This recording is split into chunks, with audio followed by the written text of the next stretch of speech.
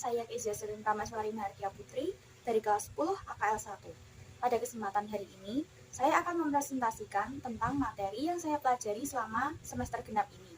Selamat menyaksikan. Judul dari bab 8 adalah Karya Allah dalam Kepelbagaian. Dasar firman-Nya dari 1 Petrus 3 ayat 15, yaitu tentang memutuskan Tuhan di dalam hati dan memberi pertanggungjawaban.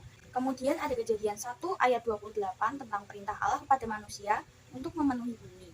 Lalu Kejadian 11 ayat 1-9 tentang menara Babel yang dikacau balaukan oleh Tuhan.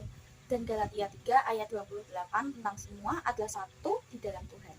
Yang saya pelajari adalah memahami bahwa kepelbagaian dapat bekerja sama untuk membangun dunia yang lebih baik, saling belajar, memperkaya visi dan pengalaman, serta membangun kebersamaan.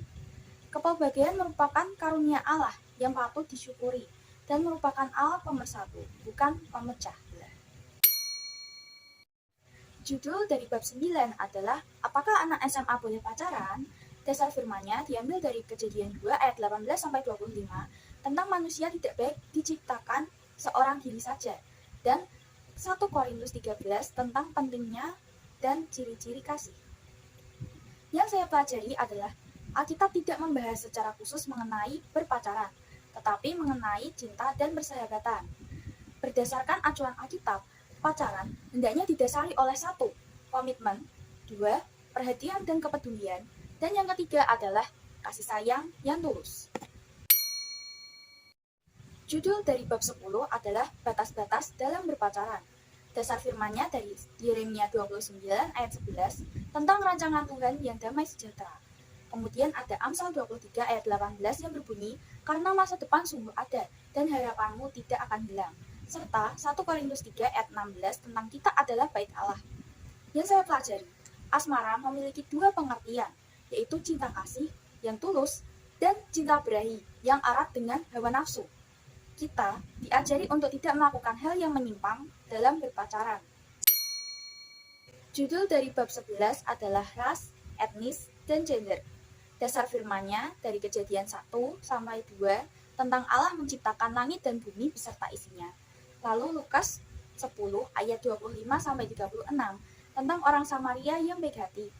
Lalu Roma 10 ayat 12 tentang Allah adalah Tuhan bagi semua orang, dan Keluaran 22 ayat 21 yaitu larangan menindas orang asing. Yang saya pelajari, kita diajari untuk membangun pikiran positif terhadap perbedaan ras, etnis, dan gender. Di dalam Alkitab, kita tidak diajarkan untuk mendiskriminasi, maka kita harus menghargai orang dengan ras, etnis, dan gender yang berbeda-beda. Judul dari bab 12 adalah Allah Pembaharu Kehidupan. Dasar firman-Nya diambil dari 2 Korintus 5 ayat 17 tentang ciptaan baru di dalam Tuhan, dan Galatia 5 ayat 22-23 tentang buah roh. Yang saya pelajari adalah Allah turut bekerja dalam kehidupan kita. Dia mencari manusia, menemukan, menyelamatkan, dan membaharui. Pembaharuan Allah berlaku bagi semua ciptaannya. Judul bab 13 adalah karya Allah dalam membaharui kehidupan. Dasar firman-Nya diambil dari Yohanes 3 ayat 1-8 tentang percakapan dengan Nikodemus, Yeremia 31 ayat 31 tentang perjanjian baru, dan 2 Korintus 5 ayat 17 tentang ciptaan baru. Yang saya pelajari, manusia baru adalah manusia yang bertobat dan percaya kepada Tuhan. Karya Allah dalam membaharui kehidupan membuat pembaharuan itu berlaku bagi seluruh ciptaan. Yang terakhir, bab 14, judulnya Remaja Kristen sebagai Pelopor Pembaharuan. Dasar firman-Nya diambil dari Matius 5 ayat 13-16 tentang garam dunia dan terang dunia, lalu Nehemia 2 ayat 1-20 tentang Yeremia diutus ke Yerusalem. Yang saya pelajari adalah menjadi teladan dan tidak ikut-ikutan berbuat hal yang buruk. Kita menjadi pengawet keutuhan dan kebaikan, layaknya sifat garam, dan menyinari semua sudut kehidupan yang gelap. Demikian presentasi saya. Apabila masih ada kekurangan, saya mohon maaf yang sebesar-besarnya. Terima kasih telah menyaksikan. Tuhan memberkati.